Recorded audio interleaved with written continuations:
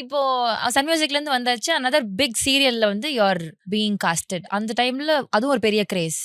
சரவணன்ற character. அதுக்குள்ள போனது எப்படி? Because was it a conscious choice சீரியல்குள்ள போலாம் அப்படின்றது? 500% பிரவீன் பென்னட் அண்ணனால மட்டுமே. பிரவீன் அண்ணன் தான் என்னோட கணக்கானும் காலங்கள்ல அவர் தான் இது பண்ணாரு. ஸோ பிரவீன் அண்ணன் வந்து ஒரு பாயிண்ட்ல சரவண மீனாட்சி முடிக்கலாம் அப்படின்ற ஜோன்ல இருக்கும்போது அவருக்கு வந்து அதை கண்டினியூ பண்ணணும். அது அவர்னால அதை முடிக்கிறதுக்கு அவருக்கு மனசு வரல. ஸோ அப்போ வந்து ஹி கால் பண்ணி அதே குளோபல் வில்லேஜஸ்ல அதே டைரக்டர் கிட்ட ஹீரோவா நீ வரியா அப்படின்னு சொல்லி கேட்டாரு. எனக்கு பயங்கர சந்தோஷமா இருந்தது. ஏன்னா அதே குளோபல் வில்லேஜஸ் தான் கணக்கானும் களங்கள் பண்ணது. பிரவீன் அண்ணன் தான் டைரக்ட் பண்ணது.